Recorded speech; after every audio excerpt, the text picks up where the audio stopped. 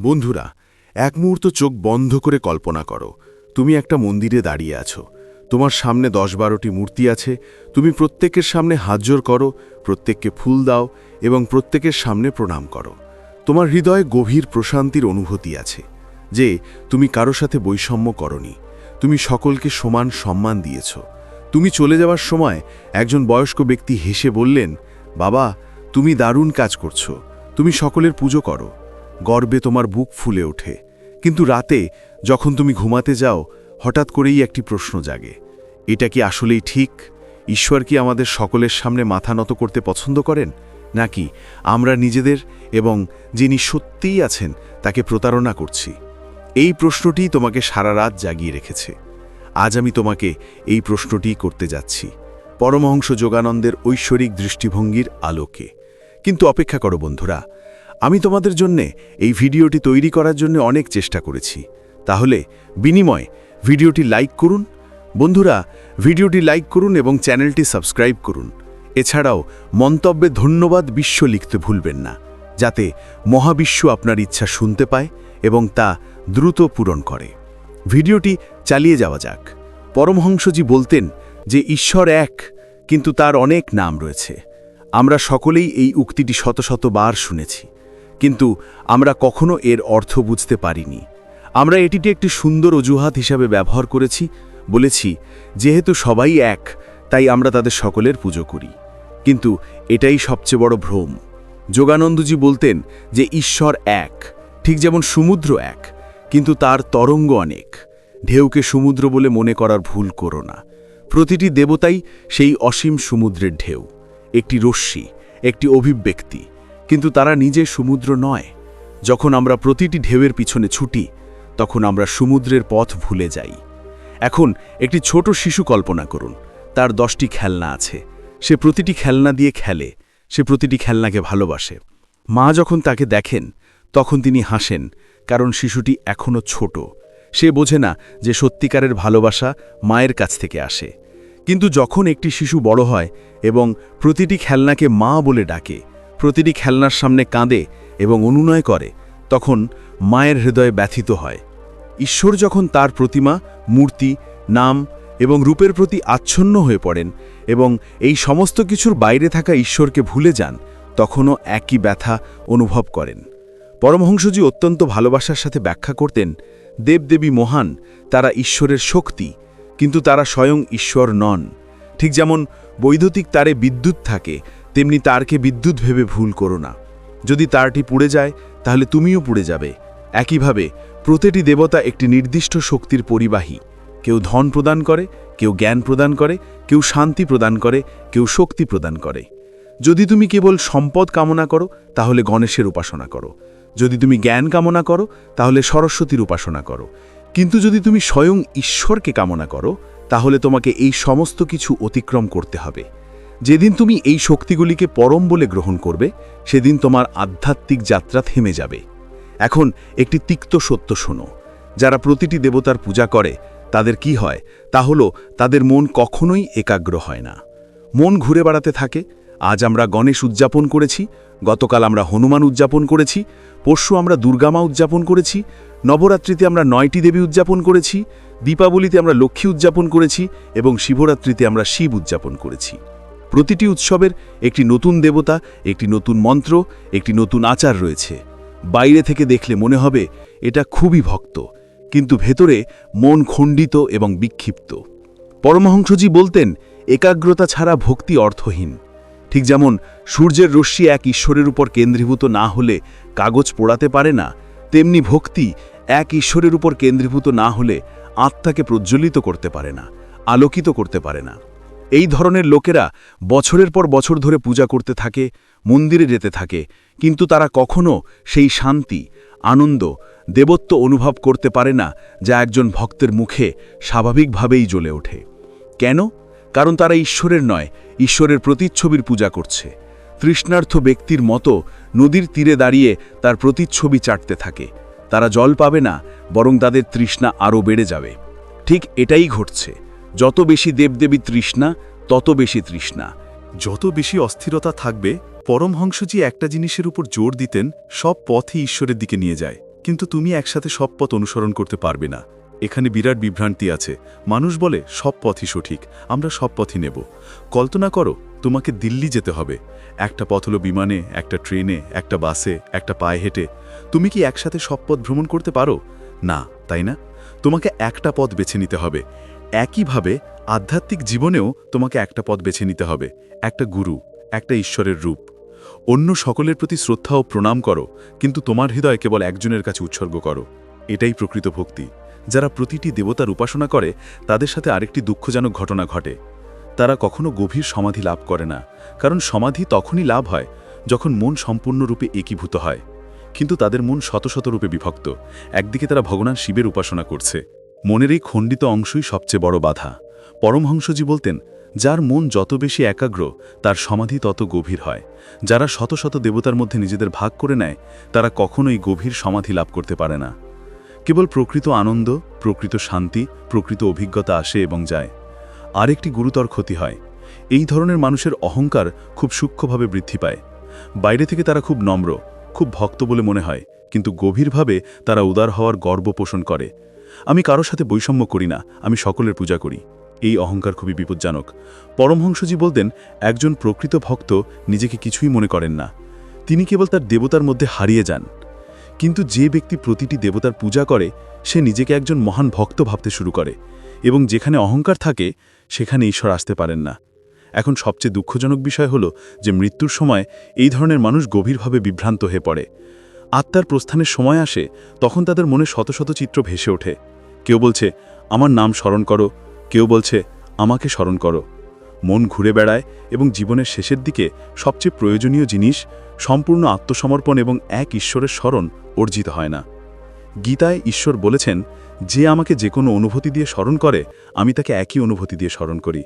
কিন্তু যে শত শত অনুভূতির চাষ করেছে তার জন্য শেষ পর্যন্ত কোন অনুভূতি ধরে রাখা উচিত? পরমহংসজি বলতেন, মৃত্যুর সময় কেবল সেই ব্যক্তিই তোমার সাথে থাকে যাকে তুমি সারা জীবন সবচেয়ে বেশি ভালোবেসেছিলে। যদি তুমি শতকে সমানভাবে ভালোবাসো তবে কোনোটি সম্পূর্ণরূপে তোমার হবে না। এখন কেউ বলতে পারেন, কিন্তু পরমহংসজি নিজে সকল ধর্মকে সম্মান করতেন।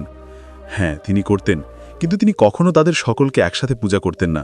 তিনি স্পষ্টভাবে বলেছিলেন, আমি কৃষ্ণকে আমার দেবতা মনে করি, আমি অন্য সকলের কাছে প্রণাম করি, কিন্তু আমার হৃদয় কেবল কৃষ্ণের প্রতি নিবেদিত। তিনি খ্রিস্ট এবং বুদ্ধকে মহান মনে করতেন, কিন্তু তিনি কেবল একটা পথ বেছে নিয়েছিলেন, ক্রিয়াযোগ এবং কৃষ্ণভাব। এটাই প্রকৃত উদারতা, সকলের প্রতি শ্রদ্ধা, কিন্তু একজনের জন্য হৃদয়।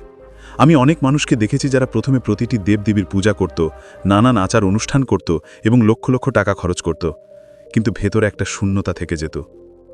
তারপর একদিন সে একজন প্রকৃত গুরু খুঁজে পেল। সে বলল, শুধু একটাকেই ধরে রাখো। যখনই সে ঈশ্বরের একটি রূপ, একটি মন্ত্র, একটি পথ বেছে নিল, তার জীবনে একটি অলৌকিক ঘটনা ঘটল। তার চোখে এক ঝলক দেখা দিল, তার মুখে এক শান্তি দেখা দিল, এবং তার হৃদয়ে এক আনন্দ যা আগে কখনো ছিল না। কারণ এখন শক্তি কেন্দ্রীভূত হচ্ছিল, ছড়িয়ে পড়ছিল না। কিন্তু অপেক্ষা করো বন্ধুরা, আমি তোমাদের জন্য এই ভিডিওটি তৈরি করার জন্য অনেক পরিশ্রম করেছি, তাই বিনিময়ে দয়া করে ভিডিওটি লাইক করুন। এই কঠোর পরিশ্রমের ফল। বন্ধুরা, দয়া করে ভিডিওটি লাইক করুন এবং চ্যানেলটি সাবস্ক্রাইব করুন। এছাড়াও মন্তব্যে ধন্যবাদ মহাবিশ্ব লিখতে ভুলবেন না, যাতে মহাবিশ্ব তোমার ইচ্ছা শুনতে পায় এবং তা দ্রুত পূরণ করে। ভিডিওতে চালিয়ে যাওয়া যাক। পরমহংসজির সবচেয়ে প্রিয় শিক্ষা ছিল, ঈশ্বরের কাছে পৌঁছানোর জন্য নাম এবং রূপ প্রয়োজন, কিন্তু তারা কেবল একটি সিঁড়ি, গন্তব্য নয়। যেদিন তুমি সিঁড়িটিকে গন্তব্য ভেবে ভুল করবে, তুমি আরোহণ করতে পারবে না। প্রতিটি দেবতাই এক একটি সিঁড়ি, তাদের ব্যবহার করো, তাদের আশীর্বাদ কামনা করো, কিন্তু সিঁড়িতে শুয়ে পড়ো না, আরও উঁচুতে ওঠো, যেখানে কোনো নাম বা রূপ নেই, কেবল অসীম আলো, কেবল বিশুদ্ধ আলো।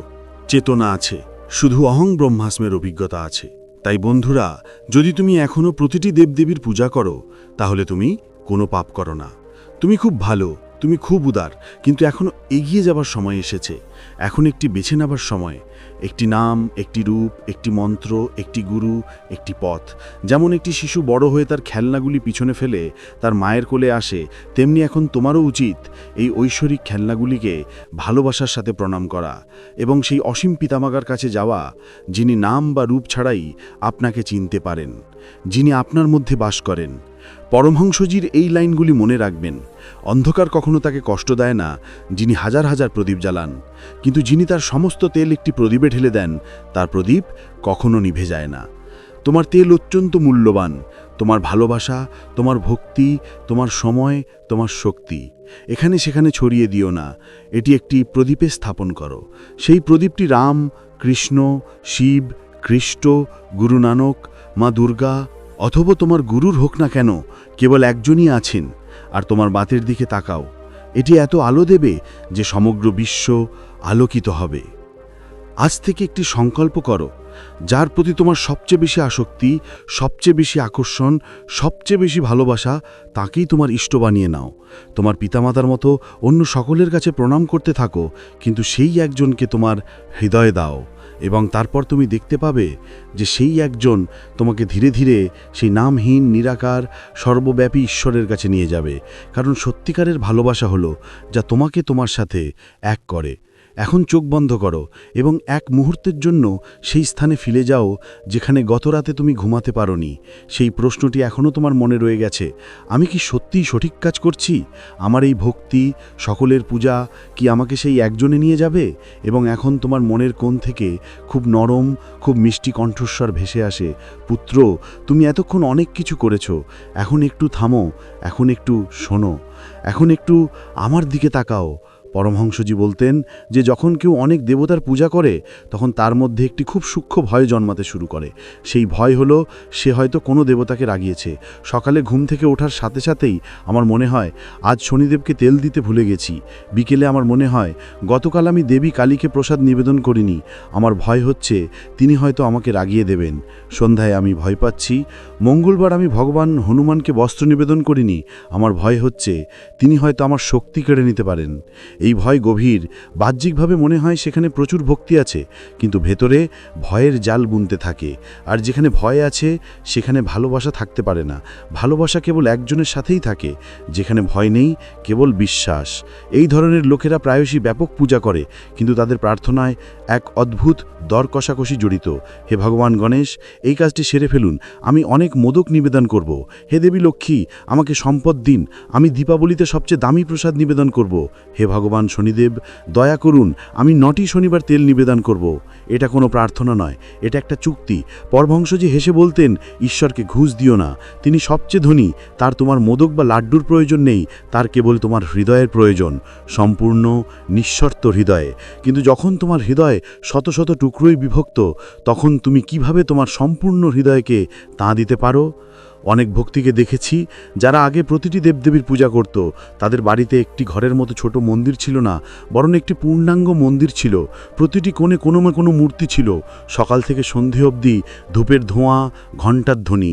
বাইরে থেকে দেখলে মনে হতো বাহ কি ভক্তি, কিন্তু যখন হৃদয়ে তাদের সাথে যুক্ত হয়ে গেল, তার সাথে কথা বললে তার চোখে এক অদ্ভুত বিষণ্ণতা, শূন্যতা, অভাব দেখতে পেত। তিনি নিজেই বলতেন যে আমরা সব কিছু করেছি, তবুও কেন আমরা শান্তি পাই না?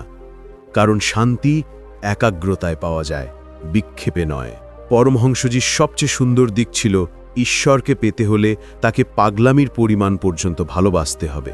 কিন্তু পাগলামি কেবল একজনের জন্য, শত শতের জন্য নয়।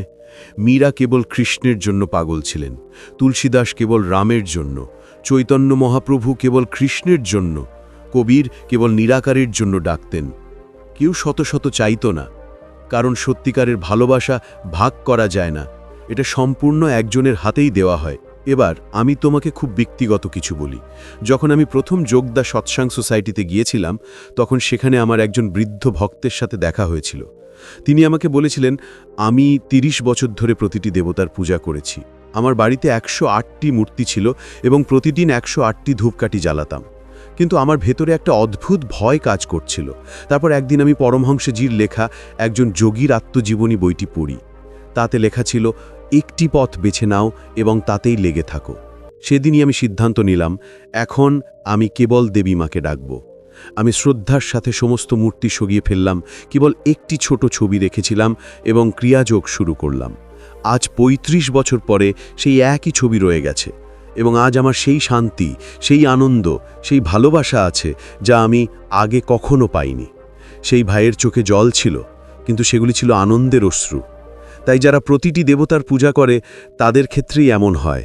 তারা অনেক কিছুর মধ্য দিয়ে যায়, তারা খুব ক্লান্ত হয়, অনেক সময় ব্যয় করে, কিন্তু তারা কখনো সেই গভীর ভালোবাসা, সেই গভীর বিশ্বাস, সেই গভীর সমাধি, সেই মুক্তির আনন্দ খুঁজে পায় না। তারা তাদের পুরো জীবন সিঁড়ি বেয়ে উপরে উঠতে এবং নেমে যেতে ব্যয় করে, কখনো তাদের গন্তব্যে পৌঁছায় না।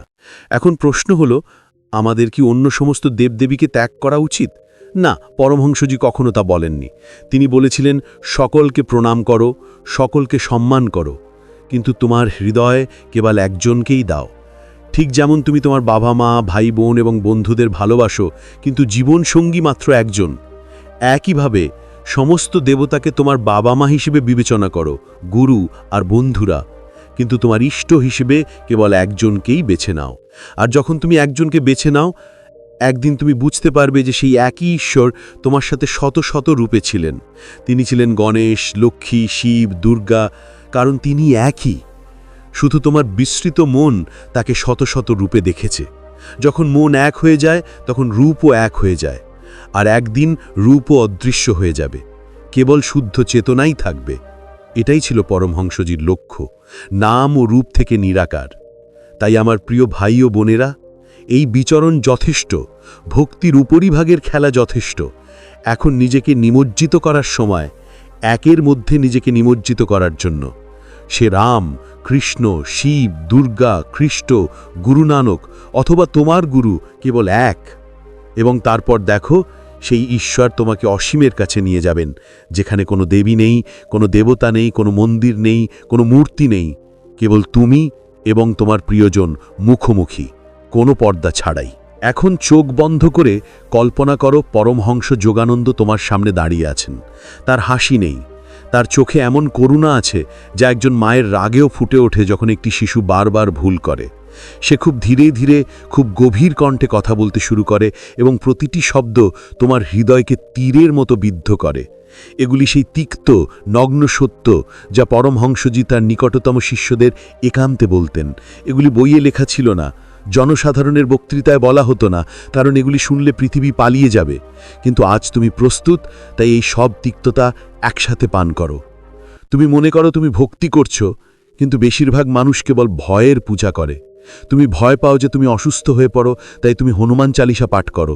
তুমি ভয় পাও যে তোমার টাকা হারিয়ে যেতে পারে, তাই তুমি লক্ষ্মীর পূজা করো। তুমি ভয় পাও যে শনির ধইয়া আসতে পারে, তাই তুমি তেল দাও। এটা ভক্তি নয়, এটা একটা বীমা পলিসি। তুমি ঈশ্বরকে তোমার দাস করেছ। আমার জন্য এই কাজ করো, আমি এত প্রসাদ দেব।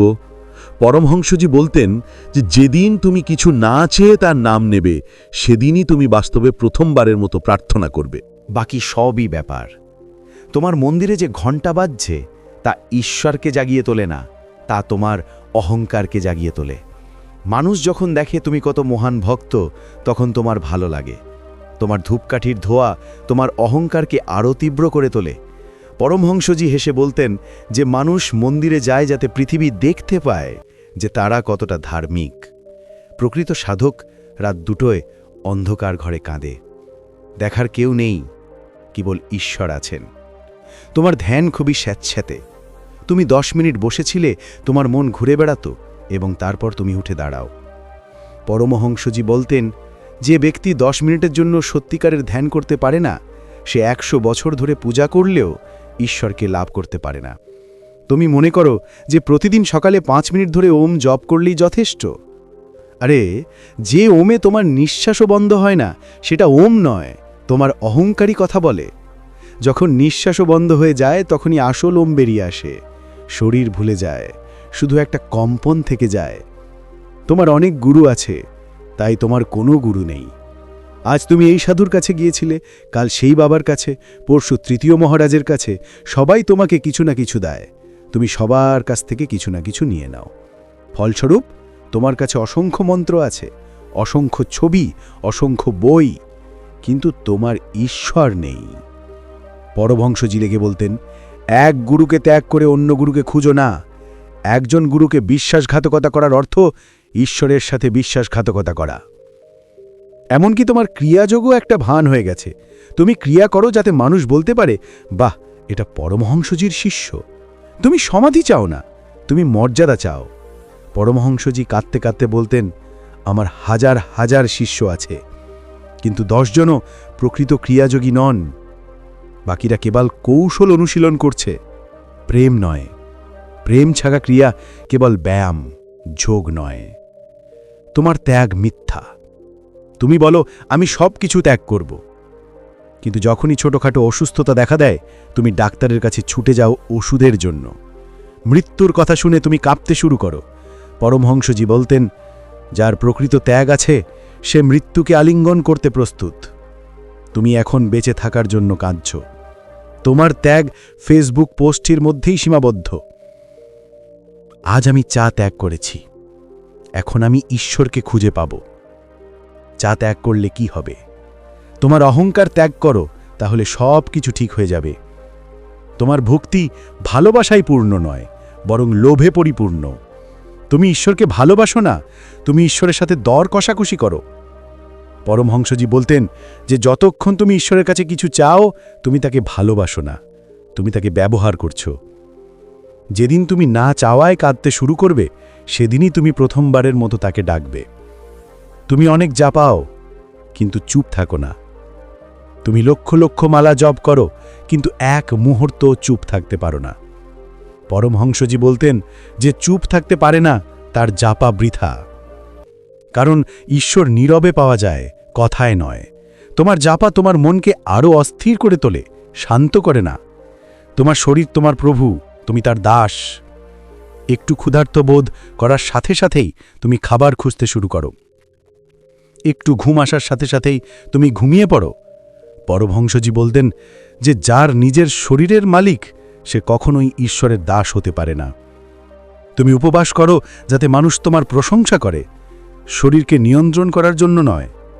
তোমার আজীবন সংযম প্রয়োজন, একদিনের উপবাস নয়। তোমার চোখের জল নকল। তুমি কীর্তনের সময় কাঁদো, কিন্তু যখন তুমি বেরিয়ে আসো তখন একই রাগ, একই ঈর্ষা। পরমহংসজি বলতেন যে কীর্তনের সময় কাঁদে এবং বাইরে অভিশাপ দেয় যে খারাপ কাজ করে তাদেরকেও ভালোবাসে, সেই প্রকৃত প্রেমিক। বাকি সব হলো ব্যবসা। তোমার সৎসঙ্গ এখন একটা ব্যবসা হয়ে গেছে।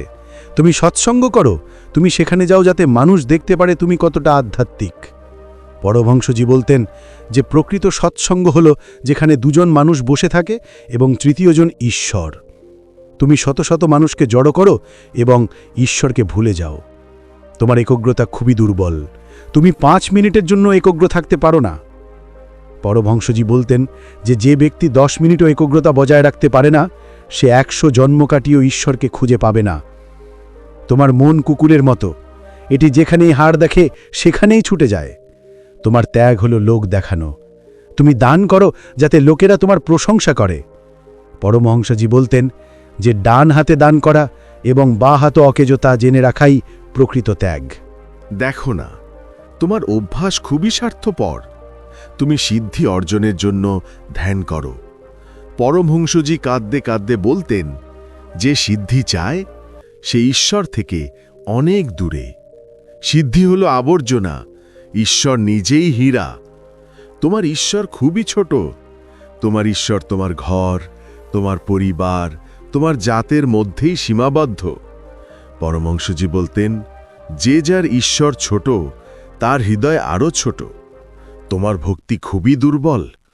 একটু কষ্টের সম্মুখীন হলেই তুমি ঈশ্বরকে অভিশাপ দিতে শুরু করো। পরমহংসজি বলতেন যে কষ্টের মধ্যেও যে হাসে সেই প্রকৃত ভক্ত।